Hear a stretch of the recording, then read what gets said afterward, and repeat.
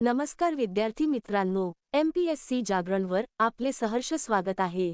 आज आहे 7 जून 2026 आणि आजच्या दैनिक चालू घडामोडींवर आधारित महत्त्वाचे प्रश्न आपण या व्हिडिओमध्ये पाहणार आहोत। तरी सर्वप्रथम जर आपण नवीन असाल तर चॅनलला अवश्य सबस्क्राइब करा। चला तर मग आजच्या व्हिडिओला सुरुवात करूया। प्रश्न 1, अलीकडेच जागतिक कीटक जागरूकता दिन कधी साजरा करण्यात आला आहे? याचे अचूक उत्तर आहे पर्याय बी, 6 जून। स्पष्टीकरण: नुकताच जागतिक कीटक जागरूकता दिन 6 जून रोजी साजरा करण्यात आला आहे। हा दिवस कीटकांमुळे होणारे नुकसान, आजार आणि प्रभावी कीटक व्यवस्थापनाबाबत समाजात जागरूकता निर्माण करण्यासाठी दरवर्षी साजरा केला जातो। उद्दिष्ट: कीटक नियंत्रणाचे महत्त्व, पर्यावरण संरक्षण आणि आपल्या आरोग्याच्या सुरक्षेबाबत जनता, प्रसारमाध्यमे आणि सरकारांमध्ये जागरूकता वाढवणे। सुरुवात: या दिवसाची सुरुवात पहिल्यांदा चीनद्वारे 6 जून 2017 रोजी करण्यात आली होती। प्रश्न 2, अलीकडेच कोणत्या राज्याच्या चुरहातालला भारताचे 100वे रामसर स्थळ म्हणून घोषित करण्यात आले आहे? याचे अचूक उत्तर आहे पर्याय सी, उत्तर प्रदेश। स्पष्टीकरण: अलीकडेच उत्तर प्रदेश राज्याच्या चुरहातालला म्हणजेच जयप्रकाश नारायण पक्षी अभयारण्य भारताचे 100वे रामसर स्थळ म्हणून घोषित करण्यात आले आहे। ही महत्त्वाची आर्द्रभूमी उत्तर प्रदेश प्रदेशातील बलिया जिल्ह्यात स्थित आहे। या क्षेत्राला अधिकृतपणे जयप्रकाश नारायण पक्षी अभयारण्य या नावानेही ओळखले जाते। ही साईट जोडली गेल्यामुळे आता केवळ उत्तर प्रदेशमधील रामसर स्थळांची संख्या 13 झाली आहे। उत्तर प्रदेश राज्याची माहिती: राजधानी लखनौ, मुख्यमंत्री योगी आदित्यनाथ, राज्यपाल आनंदीबेन पटेल। आता पाहू उत्तर प्रदेशशी संबंधित इतर चालू घडामोडी। उत्तर प्रदेशातील लखनौमध्ये नौसेना शौर्य वाटिका या ओपन एअर नौदल संग्रहालयाचे उद्घाटन करण्यात आले। कृषी मंत्रालयाद्वारे 2 दिवसीय कृषी कार्यक्रम फ्रूट होरायझन 2026 चे आयोजन लखनौमध्ये करण्यात आले। भारताचे पहिले एकात्मिक बासमती आणि सेंद्रिय प्रशिक्षण केंद्र उत्तर प्रदेशातील पिलीभीत येथे स्थापन केले जात आहे। पंतप्रधान नरेंद्र मोदी यांनी हरदोईमध्ये यूपीच्या सर्वात लांब एक्सप्रेसवेचे उद्घाटन केले। उत्तर प्रदेशातील सिकंदराबादमध्ये लिथियम बॅटरी रिसायकलिंग प्लांट सुरू झाला। उत्तर प्रदेशातील अलीगडच्या शेखा सरोवराला रामसर साईट घोषित करण्यात आले। उत्तर प्रदेशच्या दिव्या सिंगने अवघ्या 14 दिवसांत सायकलवरून एव्हरेस्ट बेस कॅम्पवर पोहोचून विक्रम नोंदवला। प्रश्न 3, नुकतेच मेटे फ्रेडरिक्सन यांनी सलग तिसऱ्यांदा कोणत्या देशाच्या पंतप्रधान म्हणून पदभार स्वीकारला आहे? याचे अचूक उत्तर आहे पर्याय बी, डेन्मार्क। स्पष्टीकरण: मेटे फ्रेडरिक्सन यांनी नुकताच सलग तिसऱ्यांदा डेन्मार्कच्या पंतप्रधान म्हणून पदभार स्वीकारला आहे। त्यांनी मध्य डाव्या पक्षांच्या आघाडीसोबत आपले नवीन सरकार स्थापन केले आहे। डेन्मार्क देशाची माहिती: राजधानी कोपनहेगन, चलन डॅनिश क्रोन, पंतप्रधान मेटे फ्रेडरिक्सन। आता पाहू इतर देशांमधील महत्त्वपूर्ण नियुक्त्या। अहमदौल अमिनौलो यांची सेनेगलचे पंतप्रधान म्हणून नियुक्ती करण्यात आली। जेनेज जानशा यांची स्लोव्हेनियाचे पंतप्रधान म्हणून नियुक्ती करण्यात आली। अलिफ अली कादिम अल जदे यांची इराकचे पंतप्रधान म्हणून नियुक्ती करण्यात आली। लॉरा फर्नांडिज यांची कोस्टा रिकाच्या दुसऱ्या महिला राष्ट्राध्यक्ष म्हणून नियुक्ती करण्यात आली। पीटर मॅग्यार यांनी हंगेरीचे नवे पंतप्रधान म्हणून शपथ घेतली। रुमेन रादेव यांनी बल्गेरियाच्या पंतप्रधानपदाची निवडणूक जिंकली। प्रश्न 4, नुकतीच भारत आणि कोणत्या देशादरम्यान दीर्घकालीन ऊर्जा भागीदारी झाली आहे?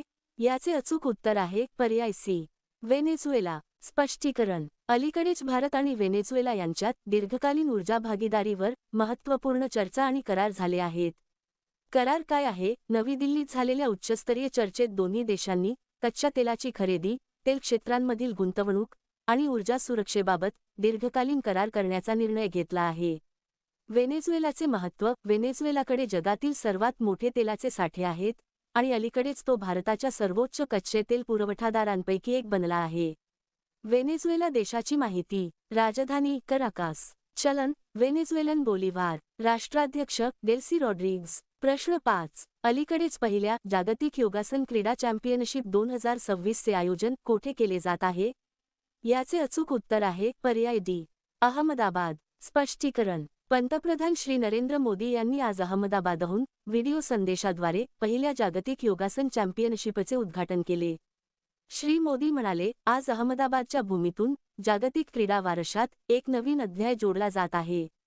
हा जागतिक क्रीडा वारशातील एक ऐतिहासिक टप्पा आहे।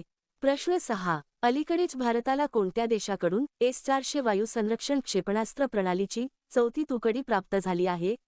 याचे अचूक उत्तर आहे पर्याय बी. रशिया. स्पष्टीकरण. भारताला S-400 वायू संरक्षण क्षेपणास्त्र प्रणालीची चौथी तुकडी रशियाकडून प्राप्त झाली आहे. ही प्रगत क्षेपणास्त्र प्रणाली भारतीय हवाई दलाला आकाशातून येणाऱ्या धोक्यापासून एक मजबूत ढाल प्रदान करते. या कराराशी संबंधित काही खास गोष्टी पुढीलप्रमाणे. करार. भारत आणि रशियाने 2018 मध्ये सुमारे 45,000 कोटी रुपयांच्या करारावर स्वाक्षरी केली होती, ज्या अंतर्गत एकूण 5 तुकड्या खरेदी केल्या जाणार होत्या. भारतीय नाव. भारतीय सशस्त्र दलांनी या शक्तिशाली संरक्षण प्रणालीला सुदर्शन चक्र असे नाव दिले आहे. क्षमता. ही प्रणाली 400 किलोमीटर अंतरावरील लढाऊ विमाने, ड्रोन आणि बॅलिस्टिक क्षेपणास्त्रे देखील नष्ट करण्यास पूर्णपणे सक्षम आहे. रशिया देशाची माहिती. राजधानी मॉस्को. चलन रशियन रुबल. राष्ट्राध्यक्ष व्लादिमीर पुतिन. आता पाहू रशियाशी संबंधित इतर चालू घडामोडी. रशियाने अण्वस्त्र वाहन नेण्यास सक्षम असलेले हायपरसॉनिक ओरेशनिक क्षेपणास्त्र प्रक्षेपित केले. सरमत क्षेपणास्त्र रशियाने विकसित केले. भारत रशियाकडून R-37M क्षेपणास्त्र खरेदी करणार. मॅक्स हे सोशल मीडिया ॲप रशियाने लॉन्च केले. रशियाने व्हॉट्सॲपवर बंदी घातली आहे. भारत आणि रशिया यांच्यात रेलोस करार लागू झाला. रशियाने 2036 पर्यंत चंद्रावर 20 प्रकल्प स्थापन करण्याच्या योजनेची घोषणा केली. रशिया इंटरनॅशनल बिग कॅट अलायन्सचा 19वा सदस्य बनला. प्रश्न 7. अलीकडेच उष्णकटिबंधीय वादळ जांगमीमुळे कोणत्या देशातील जनजीवन मोठ्या प्रमाणावर विस्कळीत झाले आहे? याचे अचूक उत्तर आहे पर्याय सी. जपान. स्पष्टीकरण. उष्णकटिबंधीय वादळ जांगमीमुळे अलीकडेच जपानमधील जनजीवन मोठ्या प्रमाणावर विस्कळीत झाले आहे. या शक्तिशाली वादळामुळे मुसळधार पाऊस, सोसाट्याचा वारा आला आणि अनेक भागात उड्डाणे रद्द करावी लागली, तसेच वीजपुरवठा खंडित झाला. जपान देशाची माहिती. राजधानी टोकियो. चलन जपानी येन. पंतप्रधान सानाई ताकाइची. आता पाहू जपानशी संबंधित इतर चालू घडामोडी. जपानने अधिकृतपणे ताज्या भारतीय आंब्याच्या आयातीवर बंदी घातली. आशियाई क्रीडा स्पर्धा 2026 जपानमध्ये आयोजित केल्या जातील. AI स्मार्ट शहरांच्या योजनेसाठी भारताने जपानसोबत डेटा करार केला. जपानने प्राणघातक शस्त्रास्त्रांच्या निर्यातीवरील बंदी उठवली. भारत आणि जपान यांच्यातील संयुक्त लष्करी सराव धर्म गार्डियन उत्तराखंडमध्ये पार पडला. प्रश्न 8. शिक्षण, आरोग्यसेवा आणि गुंतवणुकीच्या क्षेत्रातील संबंध मजबूत करण्यासाठी अलीकडेच कोणत्या राज्याने दक्षिण आफ्रिकेसोबत करार केला आहे? याचे अचूक उत्तर आहे पर्याय सी. तेलंगणा. स्पष्टीकरण. अलीकडेच तेलंगणा राज्याने शिक्षण, आरोग्यसेवा आणि गुंतवणुकीच्या क्षेत्रातील संबंध मजबूत करण्यासाठी दक्षिण आफ्रिकेसोबत करार केला आहे. मुख्य उद्दिष्ट शैक्षणिक देवाणघेवाण, वैद्यकीय पर्यटन आणि परस्पर गुंतवणुकीला चालना देणे हे याचे लक्ष्य आहे. तेलंगणा राज्याची माहिती. राजधानी हैदराबाद. मुख्यमंत्री रेवंत रेड्डी. राज्यपाल शिवप्रताप शुक्ला. आता पाहू तेलंगणाशी संबंधित इतर चालू घडामोडी. भारतीय रेल्वेने मानव संसाधन प्रशासनाचे आधुनिकीकरण करण्यासाठी AI संचलित चिराग केंद्र हैदराबादमध्ये लॉन्च केले.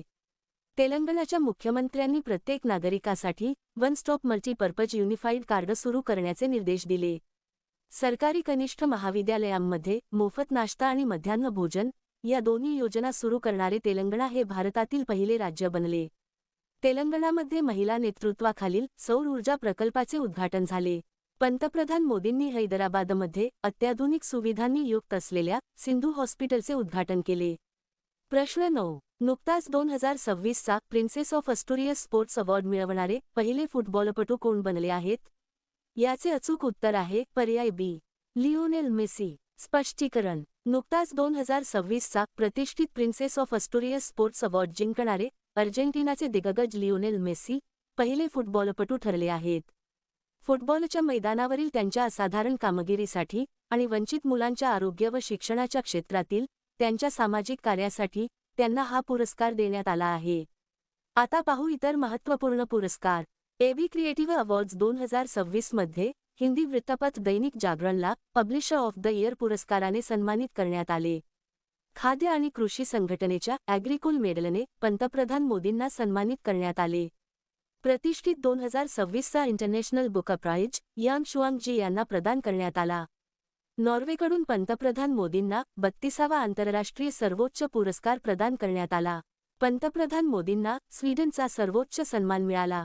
प्रतिष्ठित मिटिओरिटिकल सोसायटीच्या फेलो म्हणून निवडल्या जाणाऱ्या कुलजीत कौर मारहास या पहिल्या भारतीय महिला बनल्या आहेत. प्रश्न 10. नुकतेच पहिल्यांदा येलो थ्रोटेड मार्टन कोठे दिसले आहे? याचे अचूक उत्तर आहे पर्याय ए. आसाम. स्पष्टीकरण. अलीकडेच येलो थ्रोटेड मार्टन पहिल्यांदा आसामच्या काझीरंगा राष्ट्रीय उद्यान आणि व्याघ्र प्रकल्पामध्ये दिसले आहे. येलो थ्रोटेड मार्टन हिमालय आणि ईशान्य भारताच्या काही भागांमध्ये आढळते, परंतु जागतिक वारसा स्थळ काझीरंगामध्ये त्याचे दिसणे हे आसामच्या यशस्वी वन्यजीव संवर्धनाचा मोठा पुरावा मानले जात आहे. आसाम राज्याची माहिती. राजधानी दिसपूर. मुख्यमंत्री हिमंत बिस्वा शर्मा. राज्यपाल लक्ष्मण आचार्य. आता पाहू आसामशी संबंधित इतर चालू घडामोडी. यूसीसी विधेयक संमत करणारे आसाम तिसरे राज्य बनले. भारताच्या पहिल्या AI संचलित फिजिकल बँकिंग शाखेचा शुभारंभ गुवाहाटीमध्ये करण्यात आला. भारताचा पहिला सॅटेलाइट टॅग असलेला गंगा सॉफ्टशेल कासव काझीरंगा नॅशनल पार्कमध्ये सोडण्यात आला. मधाची पहिली खेप अमेरिकेला निर्यात करण्यात आली आहे, जी आसामशी संबंधित आहे. पारंपरिक सुवोरी महोत्सव आसाममध्ये साजरा करण्यात आला. बोहाग बिहू उत्सव आसाममध्ये साजरा करण्यात आला. प्रश्न 11. अलीकडेच मंत्रिमंडळाच्या नियुक्ती समितीने जागतिक बँक मुख्यालयात 3 वर्षांसाठी कार्यकारी संचालक म्हणून कोणाच्या नियुक्तीला मंजुरी दिली आहे? याचे अचूक उत्तर आहे पर्याय सी. नीलकंठ मिश्रा. स्पष्टीकरण. मंत्रिमंडळाच्या नियुक्ती समितीने म्हणजेच एसीसीने प्रसिद्ध अर्थतज्ज्ञ नीलकंठ मिश्रा यांची जागतिक बँक मुख्यालय वॉशिंग्टन DC येथे 3 वर्षांसाठी भारताचे कार्यकारी संचालक म्हणून नियुक्ती केली आहे. नीलकंठ मिश्रा या पदावर परमेश्वर नय्यर यांची जागा घेतील. ते जागतिक बँकेच्या बोर्डात भारत आणि इतर दक्षिण आशियाई देशांचे प्रतिनिधित्व करतील. कार्यकारी संचालक म्हणून जागतिक बँकेचे कर्ज व्यवहार, विकास प्रकल्प, आर्थिक धोरणे आणि प्रशासनविषयक निर्णयांवर देखरेख करणे हे त्यांचे काम असते. आता पाहू इतर महत्त्वपूर्ण नियुक्त्या. अजय कोचर यांची भारतीय नौदलाचे 48वे उपप्रमुख म्हणून नियुक्ती करण्यात आली. DRDOचे अध्यक्ष म्हणून राजेश कुमार सिंह यांची नियुक्ती करण्यात आली. 2026 मध्ये होणाऱ्या राष्ट्रकुल खेळांसाठी भारताचे शेफ डी मिशन म्हणून रोहित राजपाल यांची नियुक्ती करण्यात आली. कॅट ए क्वालिफाईड फ्लाइंग इन्स्ट्रक्टर बनणाऱ्या भारतीय हवाई दलाच्या पहिल्या महिला अधिकारी स्क्वॉड्रन लीडर सान्या बनल्या आहेत.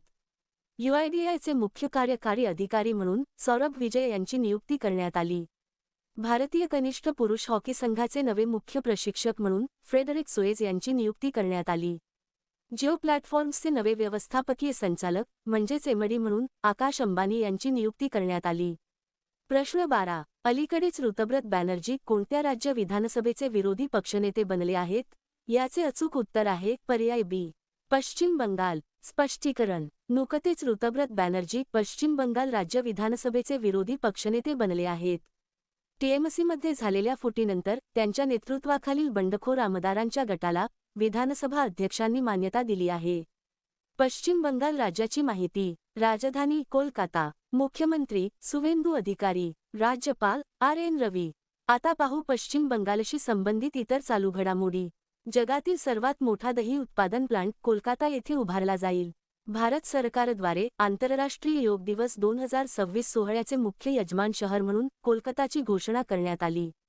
पश्चिम बंगाल सरकारने बेकायदेशीर स्थलांतरितांसाठी होल्डिंग सेंटर स्थापन करण्याचे आदेश दिले.